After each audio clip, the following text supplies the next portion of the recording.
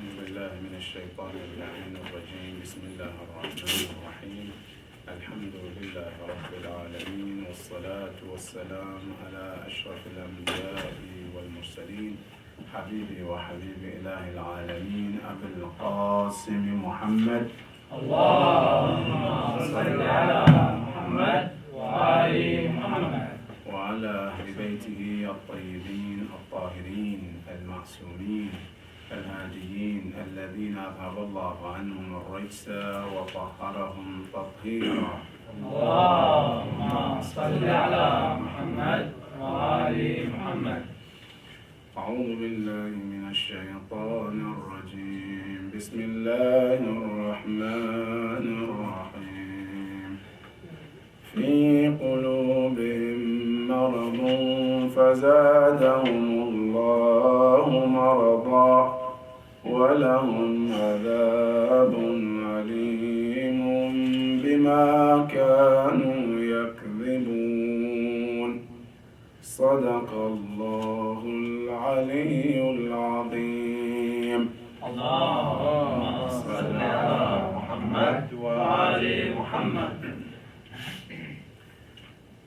Allah subhanahu wa ta'ala in this ayah continues to describe al-munafiqun, the hypocrite.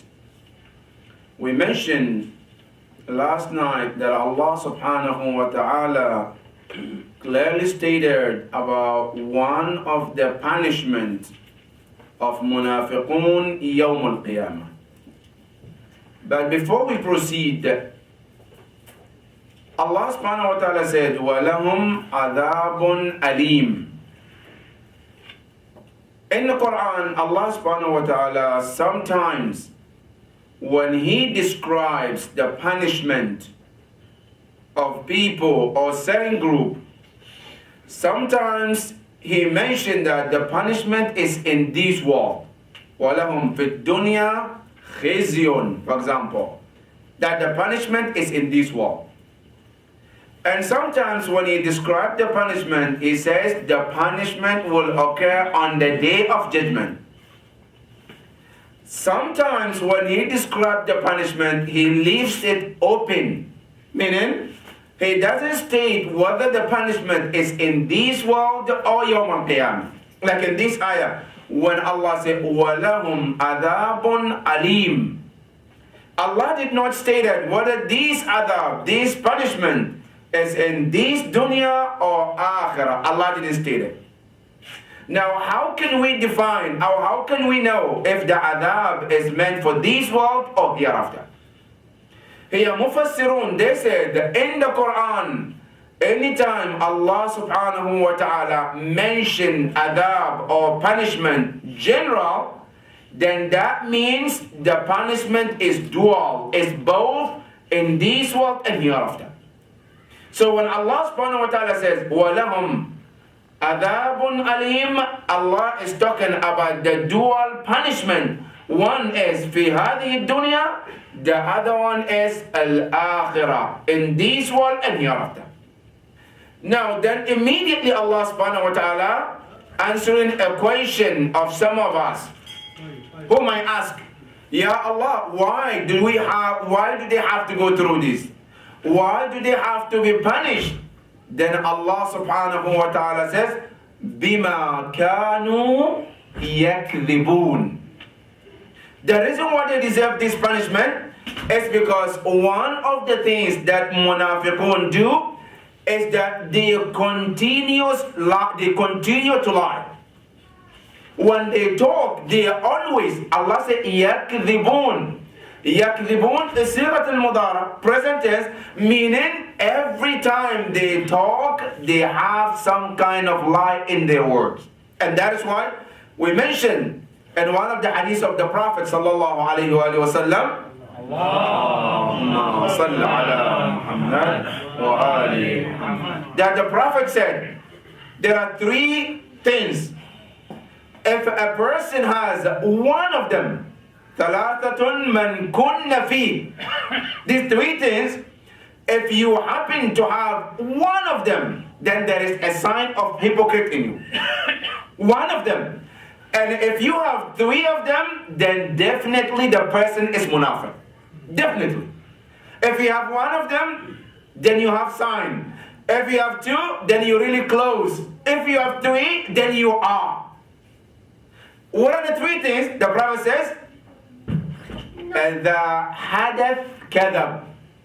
When a person says something and they have the habit of lying, that everything we say or every time a person talks, if he always have the habit of lying, is considered one of the sign of hypocrite. And lying, as you know, is one of the kaba'ir. Lying is one of the kaba'ir. Not only is one of the biggest sins, it's also one of the biggest key of all the ma'asi and all sins. That is why one time when a man came to Rasulullah, he said, Ya Rasulullah, I commit a lot of sins. I cheat, I steal, I backbite, I kill, I do every type of sin that you can think of, Ya Rasulullah. And I don't have an ability to stop all of them. I don't know how I could do to stop all of these bad things. Tell me something, Ya Rasulullah, that I can do to prevent myself from those bad sins. Then the Prophet ﷺ said, La takdib. Don't lie. Ya Allah. What about cheating? Don't worry about it. What about killing? Don't worry about it. As long as you worry about lying, you have the neck of all the problems. And what happened? This man, he started with the wasiyah of the Prophet that I would not lie, but I can steal, right? Yes. Because the Prophet didn't say, don't steal. Good. Now he went one day to go and steal. He took somebody's stuff, he was stealing. Then he started to think. He said, if somebody asks me now, these items, is it yours or not? I have 2 things to say. Either I say yes, or I say no. If I say yes, I'm putting myself into a trouble because I will be caught. If I say no, then I'm lying. And the Prophet said, don't lie. So I better do what? I better put the item back. He put it back and didn't steal. Allahu Akbar. He said also, I went and saw a woman who I love, I wanted to go out with. Then I remembered the wasiyah of Rasulullah. Now if I go with her out, somebody asks me, is she your wife? Either I say yes, lying, or I say no, she's not. If I say yes, I'm lying, and I promised the Prophet not to lie. If I say yes, if I say no, I'm lying. If I say no, then I am committing haram. If I say yes, then I'm lying. Which one should I do? I said, I better not to lie because I promised Rasulullah not to lie. Look, the lying is one of the most important key to all the sin. And when you go to Arba'una hadith, there is one hadith from Rasulullah to Imam Ali.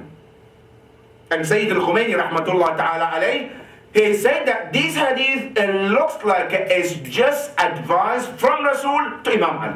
Just. In that hadith, the Prophet is advising Rasul Imam Ali alayhi salam. He said, Ya Ali, usika bi khisal. Usik. Ya Ali, I want to give you certain advice. Certain advice. And then he says, Fahfadha. Observe it and memorize it. Remember it. The Prophet didn't stop there. Then he says, if you fail to act upon those advice, he said, فَلَا تَلُومَنَّ إِلَّا نَفْسَكَ. Don't blame anybody but yourself. Allahu Akbar.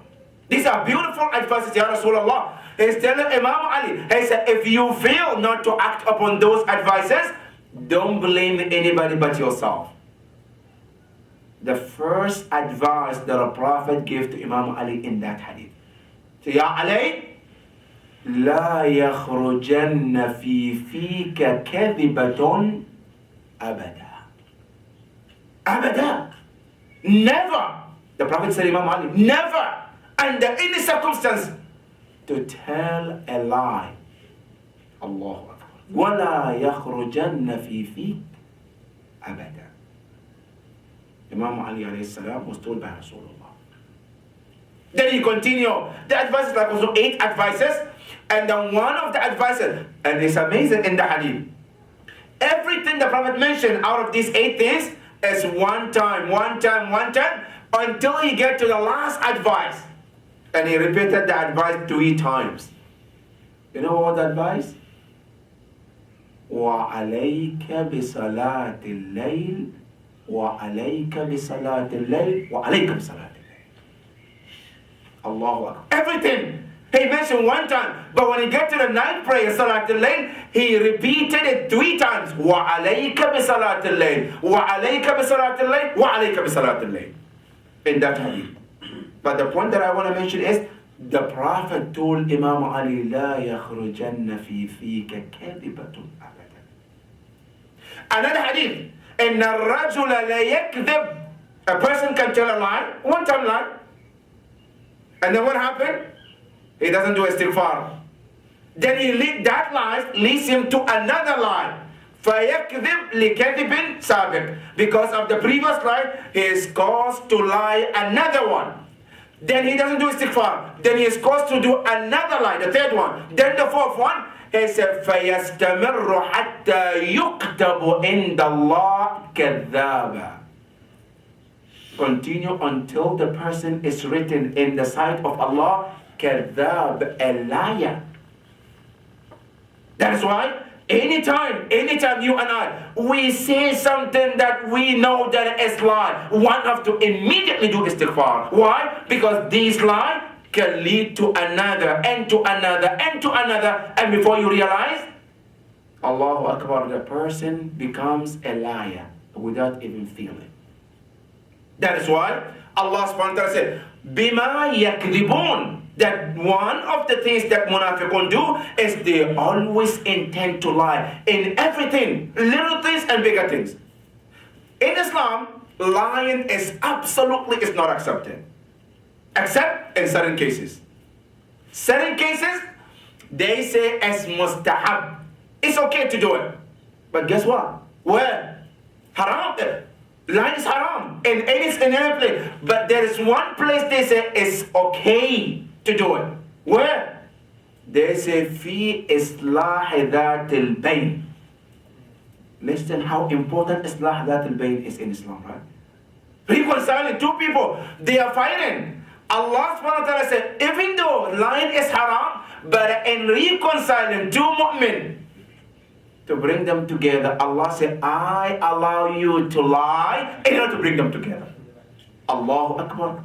And reconciling. Other than that, they say it's not allowed a person to lie. That is how important Islah Dhat al-Bayn. And it's called Mustathniyat. It's one of the parts that a person is allowed because of bringing 2 mu'min together.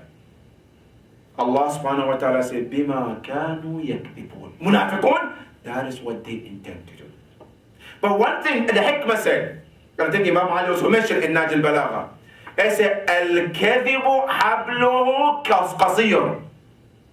Lion, he said, the rope of lion is very short. That is why you have to be careful. Because I can lie today, I can lie right now. But what happened? After a few minutes, I forgot. Then you say something different. Then what happened? If you are about to be caught, then you have to lie another lie to cover the first one.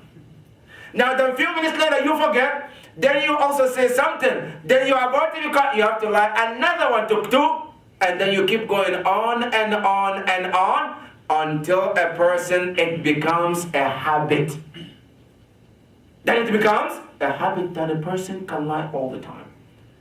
And that is why our scholars, they say, anytime you want to say something, anytime you want to talk, you want to say anything, he said, always let your aql qabla lisanak. Imam Ali Najl al-Balagha, he mentioned, he said, al-aql aqluhu qabla lisani. Meaning, al-aql, a smart person, intelligent person, he always thinks first before he speaks. Wal ahmaq, a dumb, we call it, right? It's opposite. What happened? He says, and then think after he says. And Imam Ali said in Najl Balagha, he said, Lisanuka asaduk. Be careful about your tongue. Because we're talking about lion. See, the lion, the key of it is this tongue. Wallah, this tongue, my dear brothers and sisters, is the most dangerous part of our body. Every part of our body. You look at the eyes, they all commit sin. The eyes can look at haram. Your ears can listen to haram. Your hands can pick haram, can touch haram. Your legs can go to haram. But the most dangerous part of all is our mouth. Sheikh al-Ghazali, rahmatullah ta'ala alayh, in one of his books, he had mentioned Arba'una kaba'ir min al-lisan. 40 major sins that one of them, out of 40, one of them is enough to send person to hellfire. Not 40, just one. Just one of them can send you and I to a fire. And Allah said about the munafiqun that وَلَهُمْ عَذَابٌ عَلِيمٌ. They have punishment. And Allah said, why do they have that punishment? He said, بِمَا كَانُوا يَكْذِبُونَ. Al-kadhib, lying, can lead somebody to a hellfire. But out of these 40, all these 40, they come from the tongue. Out of these 40, they all come from tongue. The rest of them come from the eyes, the ears, and all of them. That is why it's very, very important we always observe our tongue, because the most dangerous part of our body is the tongue. In the hadith of the Prophet said every single day we wake up, as soon as you open your eyes on your bed, before you even proceed to the bathroom or do whatever you want to do in the morning, they said the entire body of yours and mine, they all turn to talk to the tongue. Allahu Akbar. What did they say to the tongue? They say the entire, the eyes, the ears, the hands, the legs, they all tend to say to the lisan, to the tongue, Ya ayyatuha lisan. Oh, you the tongue. Kulluna fi aman. We are all in peace. We are all in safe and security. If you are observed and you are insecure, if you are secure. And all of us are in danger if you are in danger, because you are like the steering wheel. That is why we always have to observe our tongue. That is why Allah subhanahu wa ta'ala said about munafiqun, بِمَا كَانُوا يَكْذِبُونَ. One of the major sins is kadhib. When they asked Rasulullah, Ya Rasulullah, هل المؤمن يزني? A mu'min can commit zina? I say, نعم. هل المؤمن يسرق? Say, نعم. هل المؤمن يكتب? نعم. Almost 10 or 15 questions they asked Rasulullah. Can mu'min do all this? They say yes, yes, yes, yes. Until the question came, هل المؤمن يكذب? The Prophet said, لا. The mu'min would not lie. Allahu Akbar. Ya Rasulullah. A mu'min can do all this, but he wouldn't lie? They said, no. Why? I said, because this lie is the key to all the other sins. He might do all the rest, but this one, a mu'min will never say something that is not true. And that is also one of the ways to evaluate ourselves. If I see myself, I lie in every little things, that is one sign that I'm not a mu'min. But if I found myself, I always tell the truth in every single thing, in everything, that is an indication that I'm a mu'min. Allah subhanahu wa ta'ala then goes to talk about munafiqun in another ayah. وَإِذَا قِيلَ لَهُمْ لَا تُفْسِدُوا فِي الْأَرْضِ. Allah subhanahu wa ta'ala said about munafiqun, when they are told, لَا تُفْسِدُوا فِي الْأَرْضِ, do not corrupt on the earth. Don't do fasad on the earth. قَالُوا إِنَّمَا نَحْنُ مُصْلِحُونَ. What did they say? They say, we are not corrupters. We are reformers. But now here, in tafsir, when you look at the munafiqun, we have, in fact, they call 3 type of people. One they call al-jahil al-qasir. 2, jahil al-muqassir. 3, jahil al-murakkab. Now I'm giving the definition of all these 3. Jahil al-qasir is an ignorant person. A person who doesn't know. And there is no means for them to go and seek the knowledge. A person, he doesn't know and he wants to learn, but there is no means for him to learn. It's called jahil al-qasir. Number 2 is called jahil muqassir.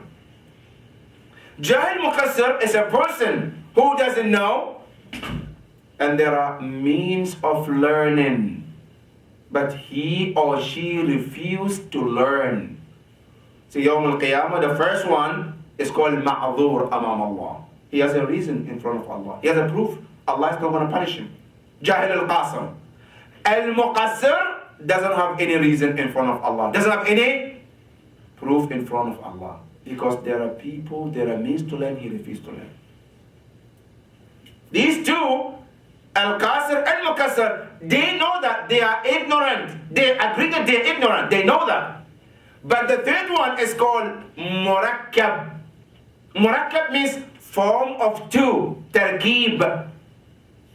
Al-murakkab is a jahil, a person who doesn't know, but doesn't know that they don't know. See, that's 2 sickness there. He doesn't know, or she doesn't know. That is 1 sickness. Sickness number 2. But he doesn't know that he doesn't know. Allahu Akbar. And one of the wisdom, they mentioned that ar-rijalu arba'a. Men are divided into 4. رجل يدري ويدري أنه يدري فذلك عالم فاسألوه. A man who knows and knows that he or she knows. فذلك عالم. Is a scholar, is knowledgeable, ask him. Benefit from his knowledge. That's group 1. Group number 2. وَرَجُلٌ لَا يَدْرِي وَيَدْرِي أَنَّهُ لَا يَدْرِي فَذَلِكَ جَاهِلٌ فَعَلِّمُهُ. A person who doesn't know. It's an ignorant. And he knows that he doesn't know. Then they said, فَعَلِّمُهُ. Teach him.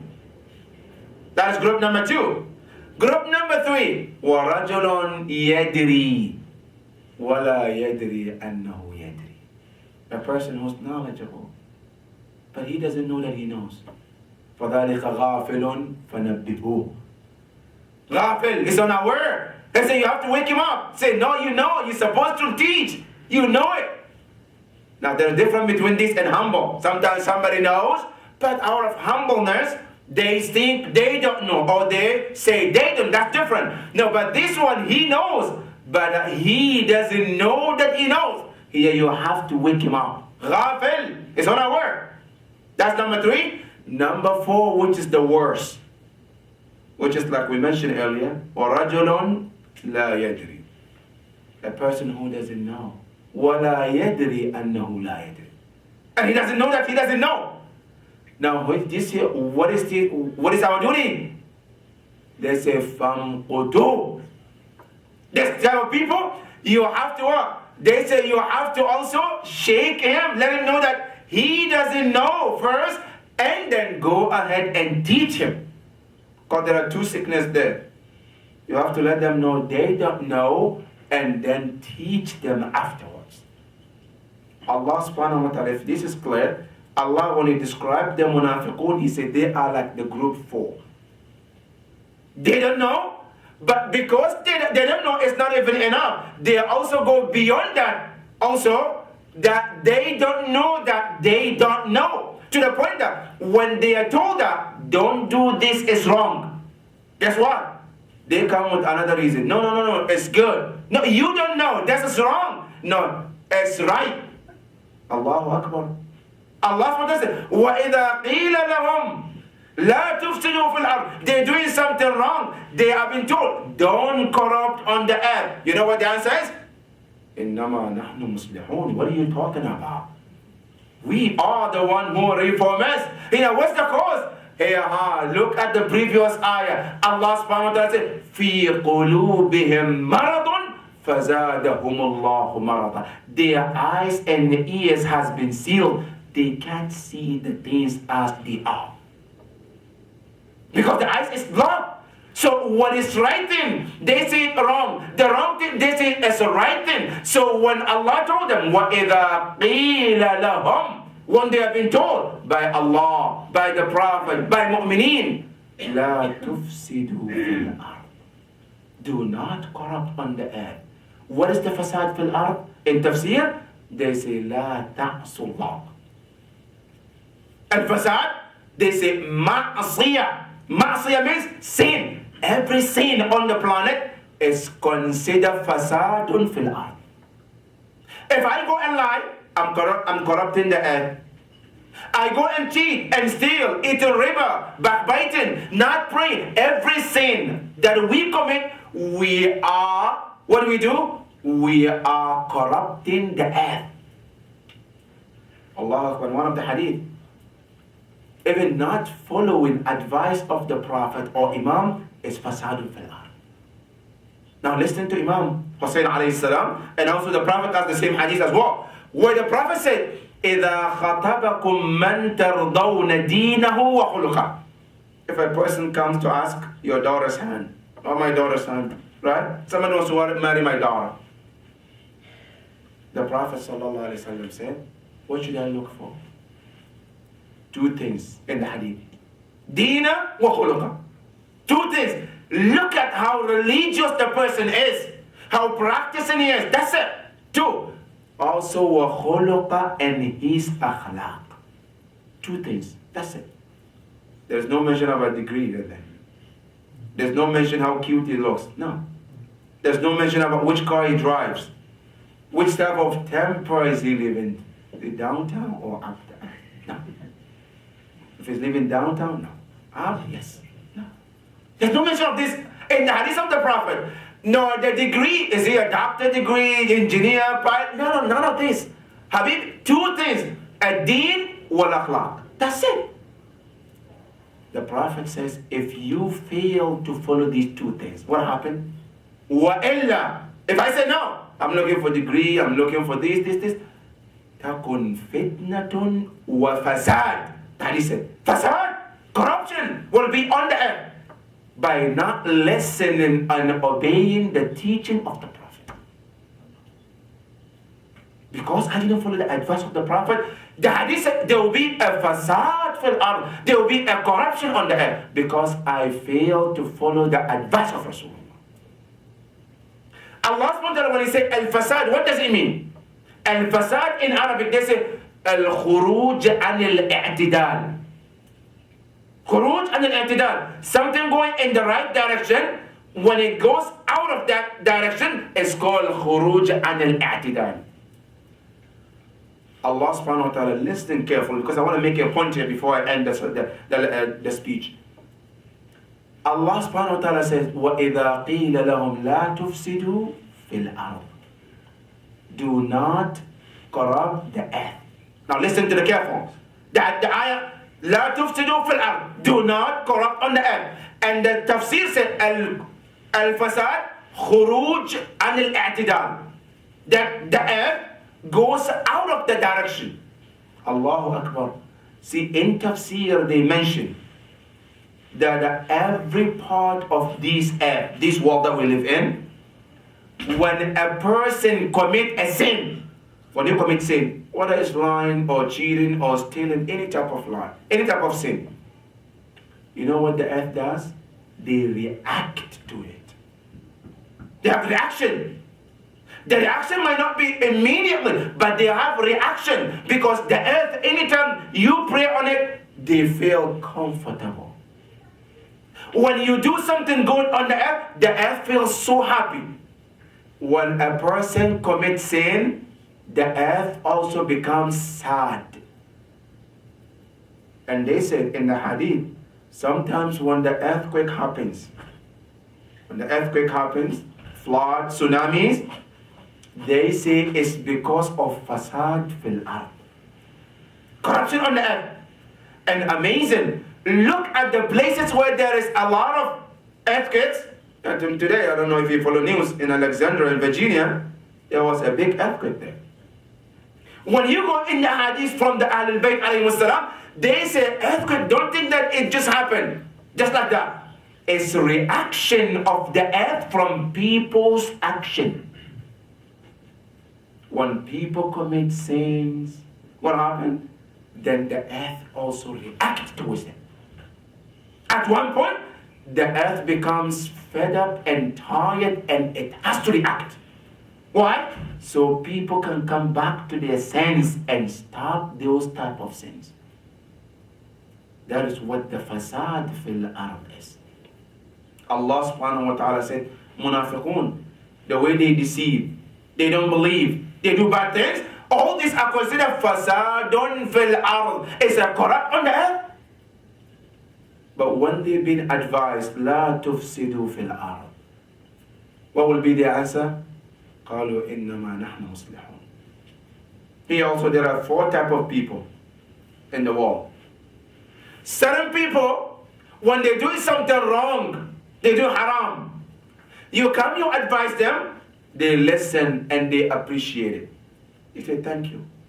And that is a sign of mu'min. Imam Al-Rida alayhi salam, in one of the hadith, he said, رَحِمَ اللَّهُ امْرِئٍ أَهْدَى إِلَيَّ عُيُوبِ.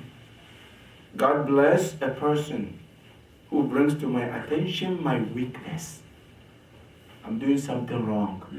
Somebody sees it. He comes and tells me, brother, this is haram. This is wrong. In return, I have to what? I have to thank them for advising me for wrongdoing. That is a sign of mu'min.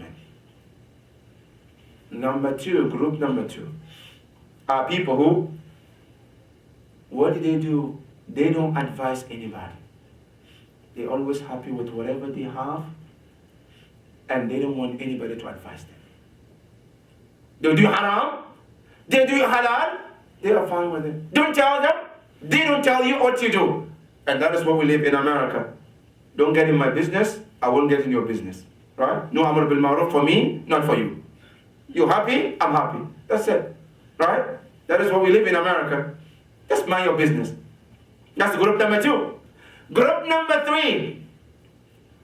They do advise others, but they don't want others to advise them. They see somebody doing something haram, they are quickly to go and advise, this is haram, Allah doesn't want that.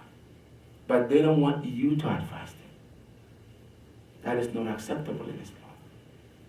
Group number 4 is opposite of the previous one. And what is it? Is that 4th group, Allahu Akbar, what they do is, they always want to be advised, but they don't want to advise anybody. They're willing to be told what to do, but they are not willing to advise anybody. He's care about himself.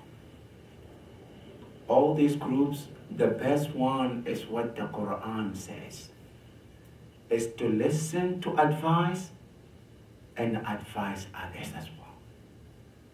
When somebody is doing something wrong, I see something wrong, I have to advise the person. And when somebody sees me doing something wrong, they should advise me and I should be listening as well. And that's what the Quran says, وَتَوَاصَوْا بِالْحَقِّ وَتَوَاصَوْا بِالصَّبْرِ, meaning from the both sides. In one of the hadith, al-mu'min mir'atu akhihi al-mu'min. A mu'min supposed to be looked at another mu'min. And he, as a mu'min, also look at him. That whenever they see mistake of one another, they correct one another. And that is what the best thing is. That is what the Islamic teaching is about. Al-munafiqun, they are like one of the groups we mentioned. وَإِذَا قِيلَ لَهُمْ لَا تُفْسِدُوا فِي الْأَرْضِ. When they are told, don't corrupt the earth, the answer is, instead of saying, Thank you for the advice, and inshallah we will make better and we will work towards the mistakes. No, they immediately put themselves, إِنَّمَا نَحْنُ مُصْلِحُونَ. They put themselves in that higher level. And that is one of the things they do. Now, if I happen to be one of these groups that Allah subhanahu wa ta'ala has mentioned in this ayah, that is a sign of munafiq.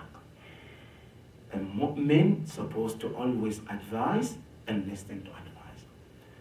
May Allah subhanahu wa ta'ala help us, Ya Rabbal Alameen, to accept the advice from people, and Allah help us also to act upon those advices, Ya Rabbal Alameen.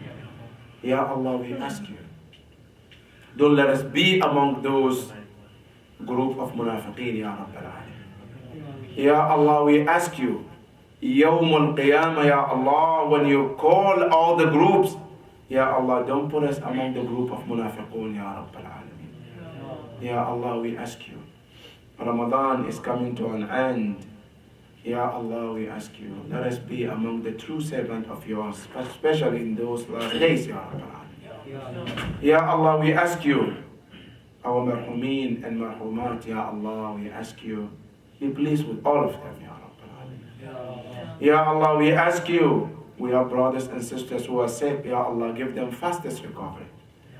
Ya Allah, we ask you, when our time comes to go, Ya Allah, let it be the best time and the best days of our lives, Ya Rabbal Alameen. إلى موتاكم وموتى المؤمنين رحم الله من قرأ الفاتحة مع الصلوات. اللهم صل على محمد وآل محمد.